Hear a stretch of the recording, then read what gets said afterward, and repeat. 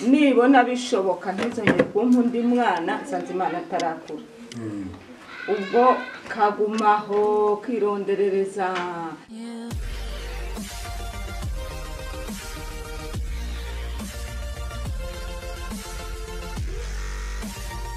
umunsi Kiroso Filime TV ibafatira urugendo ikazinduka ikabamenyera amakuru adasanzwe hirya no hino. Ubu mutureba turi mu majyepfo mu karere ka Gisagara mu murenge wa Ndora, aho twasuye cyangwa tugiye gutemberera wa mwana bita Nsanzimana. Ya amakuru kirero ni meza. Wewe bitwa Mukamana Marita. uziko mfite mushiki wanjye yitwa Marita. Nyine birabaye akira. Yego nawe isoma mushiki wanjye mise nkwakira neza. Shari biteze. Amakuru. Oya gamye kuri mu majyanizi. Uyu mwana ni wawe ariko. Ni umuzukuru. Umuzukuru ndatubona rwose. Niko sha amakuru. Cyane. Nsanzimana arimo arakurya inkonje. Ugiye kumuhunga se? Niko. Uri kumwisha. Iyo ni umukobwa wawe niwe mukuru ariko niwe mfura. Oya uwo n'uwo mu mbyaro yanjye ya gatanu hapfuye bane. None Nsanzimana ni uwa gatandatu. Nsanzimana ni uwa karindwi. Hagati y'uyu harimo undi.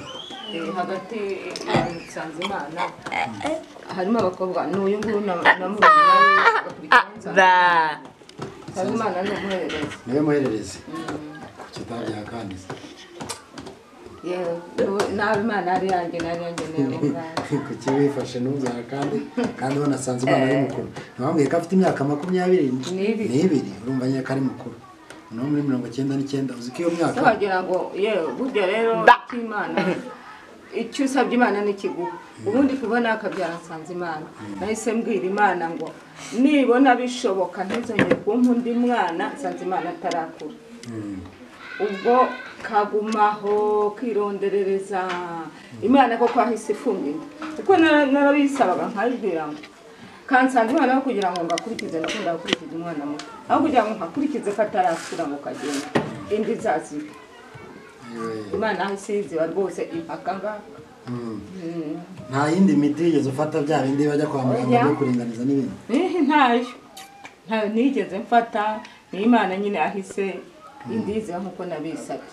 Ngo ninkurize kane. Ikigaragara Imana abantu bamwe bajya bavanga ifasha umuntu wifashije. Ariko mbyemera. Imana se hari icyo wayifasha? Anje simbyemera Imana. Wewe hari ikintu wafasha Imana? Imana ntacyo wayifasha. Kuko irishoboye. Hari igihe abantu bibaza ariko byose naje gusanga ari ikibazo cy'imyumvire. Ikibazo cy'imyumvire. Kuko niyo umuntu avuze ngo Imana irafashwa cyangwa ifasha uwifashije ntabwo ngembyemera. Ntabwo Imana ifasha umuntu wifashije. Ntabwo Imana ifasha umuntu wifashije. Ahubwo Imana ifasha umuntu kuko ugomba kumufasha. Kuko ugomba kumufasha. Akeneye ubufasha. Kano kanya ndagira ngo n'ubundi tuganire kuko biri mu rugendo rwanjye rw'uyu munsi. Umunsi wa none natekereje kugira ngo tuganire n'umuryango wa Nsanzimana kugira ngo mbagereho mbarebe menye ngese mwaramutse mute. Ndabona Nsanzimana rwose urabona ukuntu yicaye mureba kegama ameze neza yitonze. Hari igihe ubundi aba arimo arakata yirukanka yigendera adakeneye kwicara hamwe ariko urabona ko n'umunsi yitonze. Nanjye namushoboye nyine mu mikoro buriya ntabwo yapfa kuyirekura. Buriya mikoro buriya ntiyapfa kuyirekura. Hano we mu wa kangahe? Wa gatanu.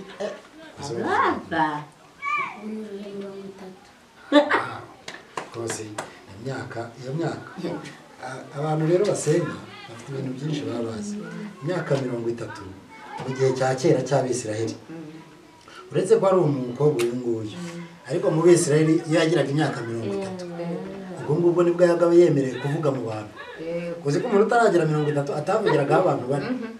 Iyo ukurikiye neza urimo urasoma bya bitabo abapasiteri badusomera n'abapadiri bavuga ko Yezu agize imyaka 30 nibwo yatangiye guhaguruka ajya kubwira abantu inkuru nziza ajya kubabwira ivanjiri.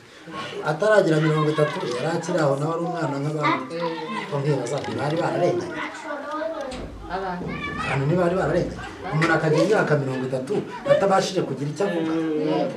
Reba umwaka iyo umuntu ageze 12 abazi kuvuga yagira 20 akaba ari intyoza yakagera muri 29 29 adafite kugira icyo abwira abantu. So ndibaza rero ikiriho nta kibazo nushaka umwitabe uragaruka. Noneho rero n'ubundi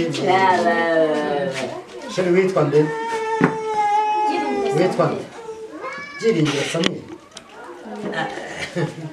Urugeze mu mama aragiye? Wenda ntabwo mama yagiye. Ahubwo se mugane urabona n'ahantu hari n'akaje ngo ubanze babonye amazina. Bazanira abana twaje bamwe. Neza bashazana twaje abana.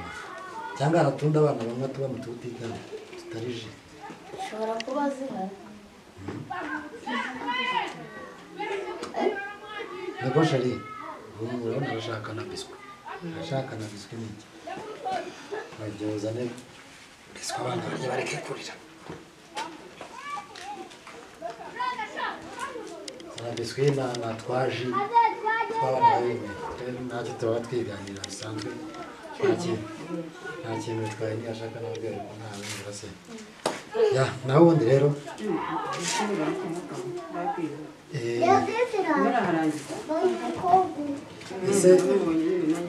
ese kubera iki bahise give direct se bivuga iki? Ni impano yihuse. Ubundi give twari tuzi ko ari isabune. None babizanye muri diregite impano yihuse. Iyo mpano se yatanzwe nande zite? Impano muzo muri kwiba barakwanditse nazo. Bamaze kwandika. Nabonye abantu barimo bandika niba bya give direct babaha telefone ngo bazabaha n'amafaranga. Gusa murateganya kuzamenya nawe bakubariye kuri mukecuru muri give. Oya nyine ntabwo barambara. Azakwandika ukwawe. Ubuse ndabarumviza ukuri niba yaguze yakoresha iki? Nzaguramo amatungo umuteganyirize kubera afite amafaranga. Ubundi se muri give batanga amafaranga?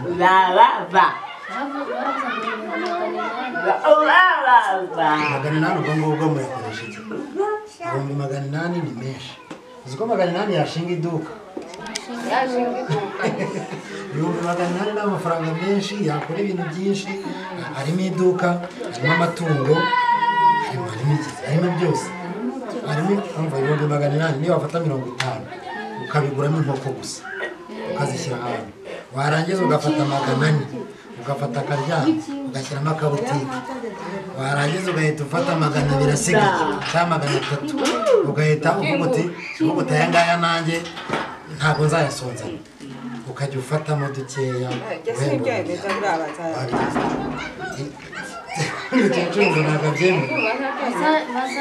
Ntabwo byemera ko muri give ari amafaranga bazayatanga. Ese ntibakubariye kaga telefone se ntibakaguha?